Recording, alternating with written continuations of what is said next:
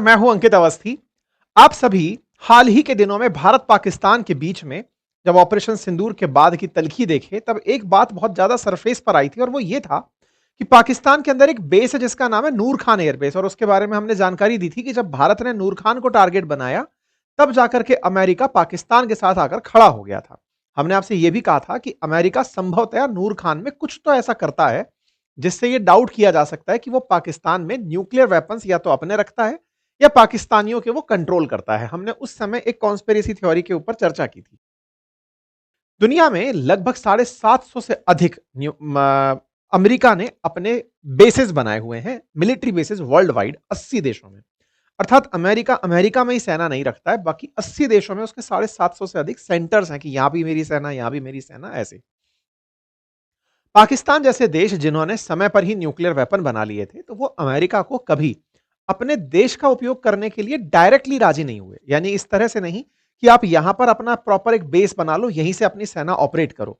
हालांकि जब उन्होंने अफगानिस्तान पर हमला किया था अमेरिका ने, या अफगानिस्तान पर अलकायदा को खत्म करने के लिए जब हमला हुआ था, उस समय पर पाकिस्तान के एयर बेसिस का यूज जरूर किया था। लेकिन इनडायरेक्टली पाकिस्तान हमेशा यह इनकार करता रहा कि साहब हमारे यहां पर अमेरिका की सेना नहीं है।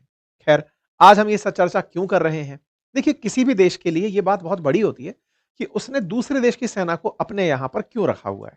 पाकिस्तान दुनिया के अंदर जब डींगे हाँकता है कि हमारी सेना महान है या फिर हमने पाकिस्तान की सेना के दम पर शासन चलाया है, तो ऐसे में क्या वो अमेरिकी सेना को अपने पास रहने देता होगा? और ऐसा क्या कारण होगा कि अमेरिका के जो सेंटकॉम के कमांडर्स हैं, वो आसिम मुनीर की तारीफ किए नहीं रुक रहे हैं?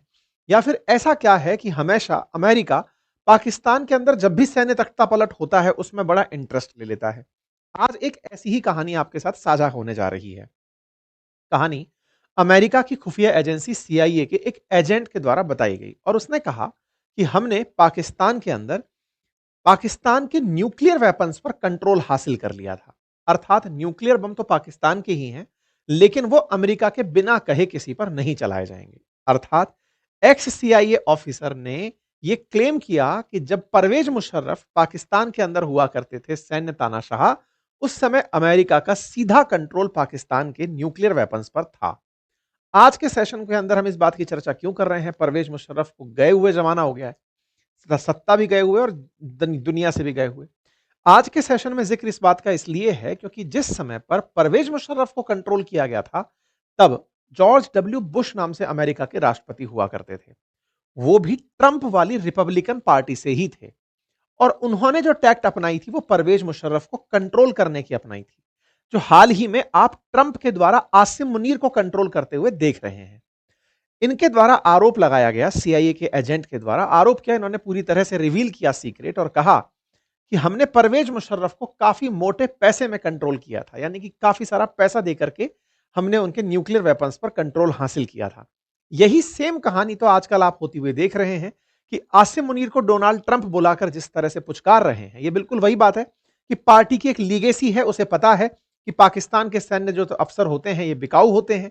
पहले परवेज मुशर्रफ को पाकिस्तान अमेरिका ने खरीदा था और इस बार आसिम मुनीर को। तो क्या वाकई में इस समय भी पाकिस्तान के न्यूक्लियर वेपन्स अमेरिका कंट्रोल करता है और भारत ने उनके उन्हीं ठिकानों को हाल ही में निशाना बनाया था, जिसके चलते भाई साहब बिरचे हुए हैं? पाकिस्तान के पूर्व राष्ट्रपति परवेज मुशर्रफ पर अमेरिका के गुप्त एजेंट जो कि सीआईए के पूर्व अफसर हैं, जिनका नाम जॉन किरियाकू है, उन्होंने हाल ही में एक इंटरव्यू दिया भारत के अंदर न्यूज एजेंसी एएनआई को। और एएनआई को इंटरव्यू देते हुए उन्होंने बताया कि हमने किस तरह से परवेज मुशर्रफ को कंट्रोल किया हुआ था। आइए अब थोड़ा थोड़ा सा किरदार परिचय कर लेते हैं। सबसे पहले किरियाकू की बात कर लेते हैं कि किरियाकू कौन है।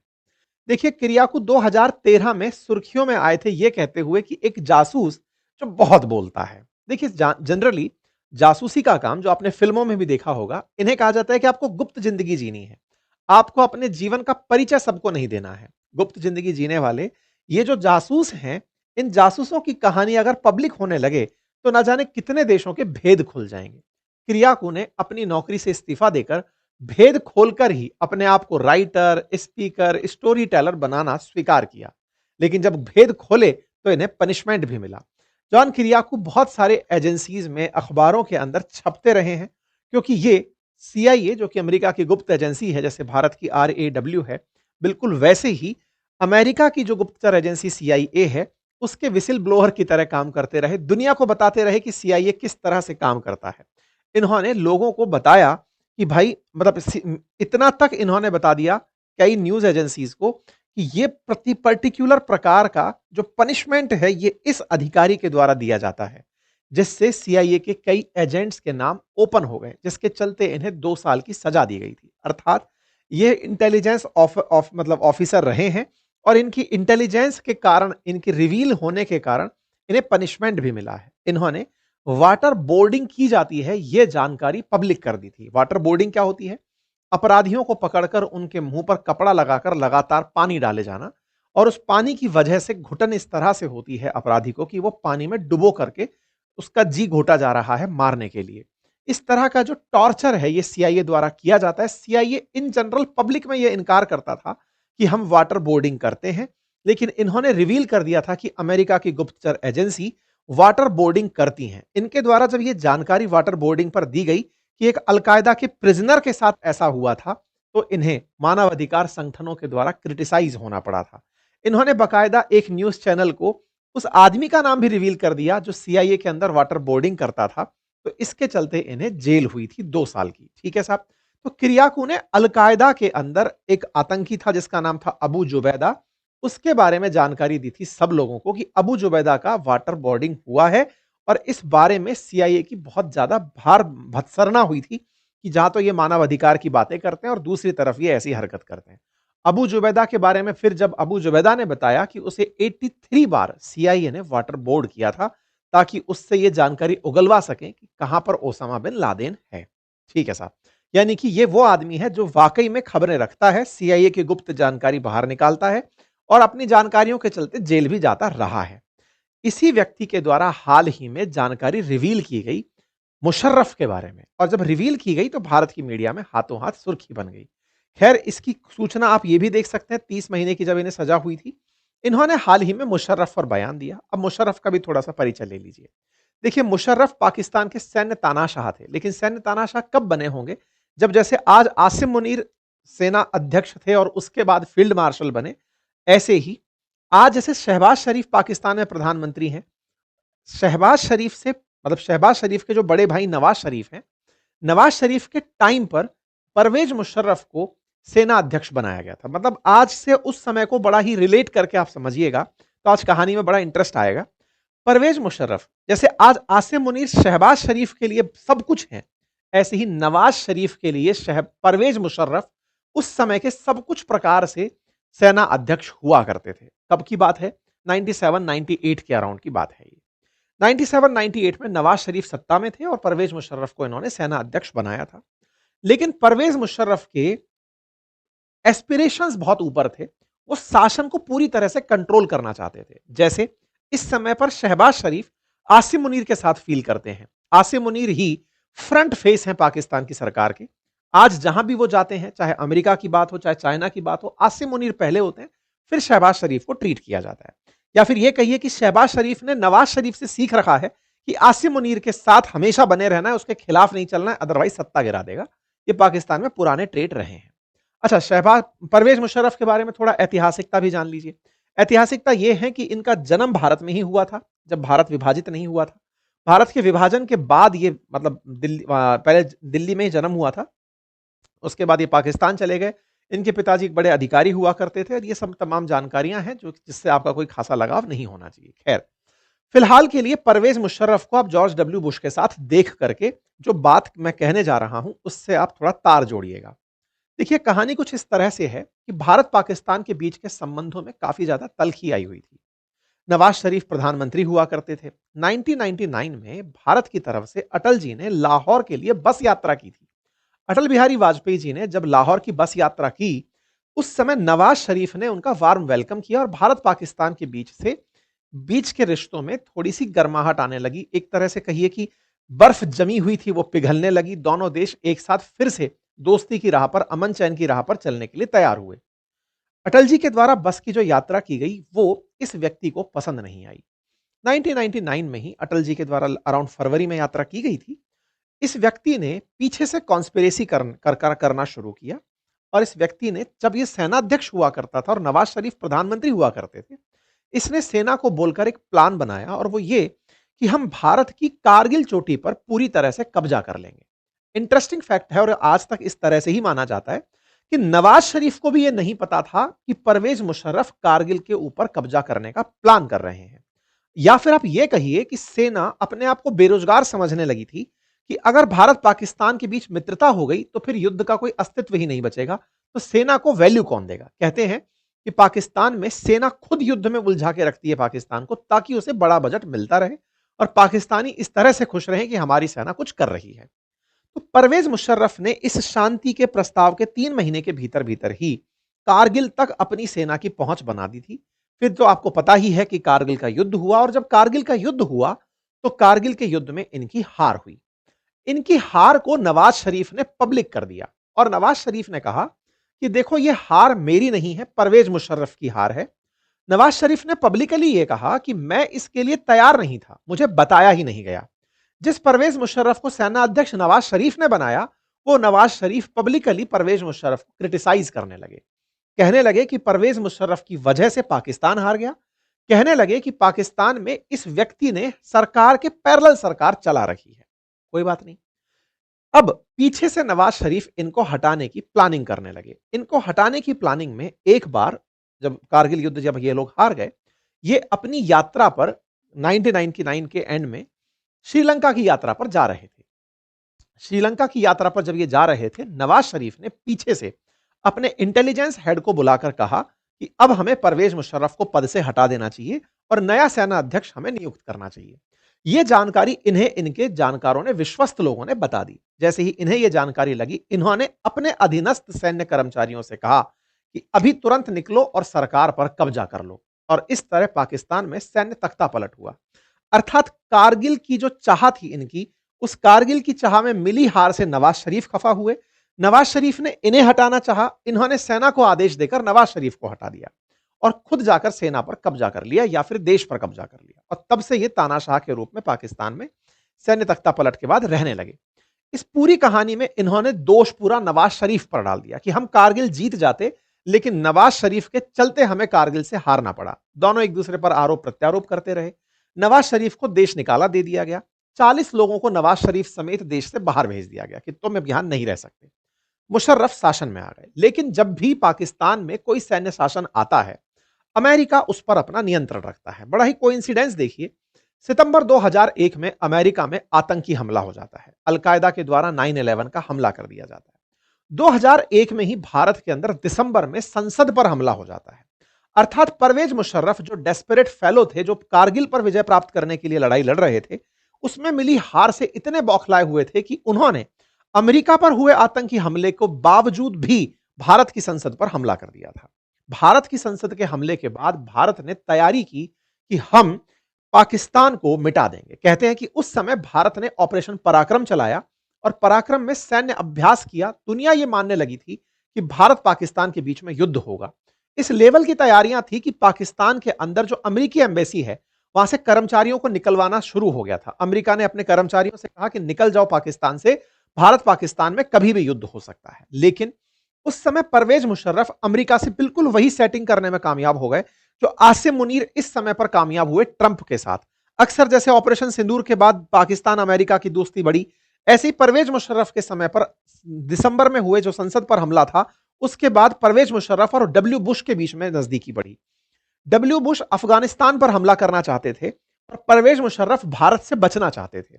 ऐसे में दोनों के बीच में सेटिंग होती है। इन्हें पैसे का लालच दिया जाता है कि हम तुम्हारी जमीन का उपयोग अफगानिस्तान के लिए करेंगे और तुम्हें भारत के हमले से बचाएंगे, लेकिन तुम्हें एक हमें वादा करना होगा, तुम्हारे न्यूक्लियर वेपन्स पर हमारा कंट्रोल होगा। कहते हैं कि इस व्यक्ति ने सारा की सारा कंट्रोल जॉर्ज डब्ल्यू बुश प्रशासन को दे दिया था। यह बात सारी की सारी जिस व्यक्ति ने बोली, उनका नाम है जॉन किरियाकू, जो कि सीआईए ऑफिसर थे, फील्ड ऑफिसर थे पाकिस्तान के अंदर। यानी कि इनकी बात में तर्क हो सकता है, तथ्य हो सकता है, विश्वास किया जा सकता है। और आज के सेशन में, मतलब आज के समय पर आप इस बात को रिलेट कर सकते हैं। ये परवेज मुशर्रफ है और इनका जितना भी इतिहास है वो मैंने आपको बोल करके सुनाया, बताया कि कैसे इनके साथ में पूरी कहानी रची गई थी। खैर, इस बात को जॉन किरियाकू द्वारा इस तरह से बताया गया कि जॉर्ज डब्ल्यू बुश ने इनको इस तरह से हेल्प किया ताकि वो इसका यूज कर सके, भारत से बचने के लिए पाकिस्तान को बचा सके और अफगानिस्तान में इनका यूज किया जा सके। कहते हैं, जॉन किरियाकू का खुद का बयान है कि हमें यकीन था कि साल 2002 में भारत पाकिस्तान का युद्ध होगा, इसके चलते पाकिस्तान के अंदर जो अमेरिकी परिवार थे उनको बाहर निकाल दिया गया था। खैर, जो भी था, इसी बीच में पाकिस्तान के परमाणु वैज्ञानिकों को सऊदी ने बचाने का वचन दिया। सऊदी ने कहा कि अब्दुल कादिर खान जैसे भारत के अंदर न्यूक्लियर साइंटिस्ट, हम भाभा के बारे में बात करते हैं या फिर हम अब्दुल कलाम साहब के बारे में बात करते हैं, बड़े साइंटिस्ट के बारे में, ऐसे कादिर खान उनके न्यूक्लियर जनक माने जाते हैं। कहा जाता है कि उनके चलते न्यूक्लियर बॉम्ब बना था। तो सऊदी अरब ने अमेरिका से कहकर इस पर सैंक्शन नहीं लगने दिए, इसको बचाने का प्रयास किया। जॉन किरियाकू एक बात और बताते हैं कि पाकिस्तान उस समय डबल गेम खेल रहा था, और डबल गेम में जिस समय अलकायदा के अंदर ओसामा बिन लादेन थे और उनको मारने के लिए पूरी तैयारी कर ली थी अमेरिकी फोर्सेस ने, उस समय ओसामा बिन लादेन कुछ पहाड़ियां थी जिन्हें तोरा बोरा की पहाड़ी कहते हैं, वहां फंसा हुआ था। अमेरिकी सेना वहां पहुंच गई थी, लेकिन अमेरिकी जनरल जो वहां पर अपॉइंटेड था, उस अमेरिकी जनरल को यह जानकारी थी कि तोरा बोरा की पहाड़ियों में वर्ष 2001 में ही, युद्ध होते ही शुरुआत में ही इसको खत्म किया जा सकता था। लेकिन हुआ यह कि इस समय पर जब सितंबर के अक्टूबर में ही यह हमला हुआ, तो जनरल ने वहां पर एक लोकल ट्रांसलेटर हायर किया था, और जो लोकल ट्रांसलेटर था, जो कि अफगानिस्तान के लोगों को अमेरिकी भाषा ट्रांसलेट करके सुनाता था और अफगानिस्तानियों की भाषा को जनरल को सुनाता था, जो अमेरिकी जनरल वहां पोस्टेड थे, वो अलकायदा का ही हैंडलर था। और उस व्यक्ति ने जनरल को बोलकर तोरा बोरा की पहाड़ियों में रात को हमला होने से रोका। बोले, साहब अभी बच्चे और महिलाएं सो रहे हैं, बहुत से लोग मारे जाएंगे, ओसामा बिन लादेन तो मिल जाएगा लेकिन उसके साथ बहुत से लोग मारे जाएंगे, आप रात का इंतजार करिए, सुबह इस पर हमला करिएगा, तब तक महिलाएं और बच्चे यहां से निकल जानी चाहिए। अमेरिकी फोर्सेस ने महिलाओं को चाचा नहीं और उन्हें निकलने दिया। ओसामा बिन लादेन महिलाओं की ड्रेस पहन करके वहां से निकलकर पाकिस्तान के अंदर जाकर शरण ले लिया था, और उधर अफगानिस्तान के अंदर लगातार अमेरिका अलकायदा के ठिकानों को निशाना बनाता रह गया। यह बात बाद में रिवील हुई, जानकारी पता चली कि पाकिस्तान के अंदर जो एटबाबाद में छुपा हुआ ओसामा बिन लादेन था, ये 2001 का भागा हुआ था। खैर, इस बीच में पाकिस्तान के न्यूक्लियर वेपन से जुड़ी जो बातें हैं, वो फिर से रिसरफेस होने का क्या औचित्य है। आपको थोड़े दिन पहले भी मैंने एक सेशन किया था जिसमें यह बात बताई थी कि पाकिस्तान का नूर खान एयरबेस अमेरिका के चिढ़ने की असल वजह था। यह आज फिर से इस बात को सीआईए एजेंट के बयान से स्थापित करता है कि ट्रंप ने आसिम मुनीर के साथ सेम वही केम किया जो इन्हीं की पार्टी के राष्ट्रपति जॉर्ज डब्ल्यू बुश ने परवेज मुशर्रफ के साथ किया था। परवेज मुशर्रफ ने अपने न्यूक्लियर वेपन्स को अमेरिका के साथ में रखते हुए अपने आप से पैसा भी लिया और अपने देश के अंदर अमेरिका का मतलब इंटरफेरेंस भी लिया। एग्जैक्टली फिलहाल आसिम मुनीर सेम वही की वही स्क्रिप्ट दोहरा रहे हैं, क्योंकि उधर ट्रंप के जो पूर्वज थे, यानी कि जो डब्ल्यू बुश थे, पार्टी के पूर्वगामी थे, वो सत्ता में हैं, और इधर नवाज शरीफ के भाई शहबाज शरीफ सत्ता में हैं। सेम टू सेम सारी बातें रिवाइज्ड हैं। ऐसे में आसिम मुनीर को आप परवेज मुशर्रफ से रिलेट करके देख सकते हैं। नवाज शरीफ के भाई शहबाज शरीफ इस बार गलती नहीं कर रहे हैं। इसी कारण से फिलहाल न्यूक्लियर वेपन्स के अंदर जो नूर खान बेस की बात बार बार निकल कर आ रही है, जहां पर अमेरिका नियंत्रण रख रहा था, उस चीज को जब भारत ने टारगेट बनाया, क्योंकि दुनिया में 750 बेसेस हैं अमेरिका के 80 देशों में, ऐसे में भारत के द्वारा जब इनके एयरबेस को टारगेट बनाया गया, हमने नूर खान बेस को जब टारगेट बनाया और तुरंत अमेरिका बाहर निकल करके आया और भारत और पाकिस्तान को बातचीत की सेक्रेटरी ने, और हम दोनों के बीच में सीज फायर कराया, और तब से अमेरिका पाकिस्तान के गुण गाया जा रहा है, क्योंकि उसे पता है कि अगर उसके न्यूक्लियर वेपन्स को नहीं बचाया गया, ये बिल्कुल वैसी वाली बात है कि कतर के अंदर जो अभी बम गिरे, सेंटकॉम के प्रेजेंस के बावजूद इजराइल ने गोली चला दी, बाद में अमेरिका को कतर की हिफाजत के लिए आगे आना पड़ा, इजराइल को धमकाना पड़ा कि तुम कतर पर हमला नहीं करोगे, अगली बार कतर पर हमला होगा तो हम उसे हम अमेरिका पर हमला मानेंगे। अमेरिका ने कतर के साथ में यह वादा निभाने का प्रयास करना बाद में शुरू किया। एग्जैक्टली पाकिस्तान के साथ ऐसा था। पाकिस्तान कह रहा है जहां पर ना आपकी सत्ता है, आपकी प्रेजेंस में नूर खान पर भारत ने हमला कर दिया, इसे आप कंसीडर ही नहीं कर रहे हो। तो अमेरिका ने कहा कि इस बात को हम पूरी तरह हाईलाइट होने से बचाएंगे और यह कहेंगे कि पाकिस्तान विजेता रहा, और तुमको हम इमेज ग्लोबल दिलाएंगे, पैसा दिलवाएंगे, तुमको इन्वेस्टमेंट दिलवाएंगे, पाकिस्तान के साथ अमेरिका खड़ा रहेगा, लेकिन अमेरिका की बात रिवील नहीं होनी चाहिए। लेकिन रिवील हो गई थी। हमने जब इस पर सेशन किया था, जब आपको बताया था कि यहां पर कुछ अज्ञात वाहन आकर खड़े हुए हैं, हमने आपको बताया था ग्लोब मास्टर आकर खड़ा हुआ है नूर खान बेस पर। जब मामला ठंडा हो गया था, उसके बारे में पाकिस्तानी पत्रकारों ने भी कहा था कि कुछ ऐसे बड़े-बड़े जहाज आकर यहाँ खड़े हुए हैं, लेकिन उनके बारे में कोई पूछ नहीं सकता। सैन्य अधिकारी यहाँ आए हुए हैं, लेकिन कोई पूछता है तो उन्हें यहाँ से भगा दिया जाता है। कि खेला तब भी यही था कि पाकिस्तान को अमेरिका का सपोर्ट मिला किस तरह से था, अब वो बात समझ में आती है। एक सीआईए एजेंट जिसको खुद सजा इस बात की मिल गई कि ये ज्यादा सच बोलता है, इसने बहुत सारे सीक्रेट्स रिवील किए। अब ऐसे में अगर ये परवेज मुशर्रफ का सीक्रेट रिवील कर चुका है, चूंकि ये पद छोड़ चुका है, अब उसके बाद में आज के बारे में तो ये कुछ नहीं बोल पाएगा, लेकिन आप उसको रिलेट करके समझ सकते हैं। खैर अगेन ये सारी बातें इसी तरह से हैं कि इन तरह की चर्चाओं से वापस ये मामला निकल कर आता है कि कैसे डिप्लोमेसी चलती है, कैसे दुनिया भर के देश एक दूसरे के साथ जुड़कर काम करते हैं। आप लोग इस विषय पर क्या सोचते हैं, अपनी राय जरूर कमेंट बॉक्स में बताइएगा। चैनल पर नए हैं तो चैनल को सब्सक्राइब कर लीजिए। और हाँ, अपनी पाठशाला और बातें बाजार की पर आज आखिरी दिन है दिवाली ऑफर्स का, आप उनका लाभ अवश्य लीजिए। धन्यवाद।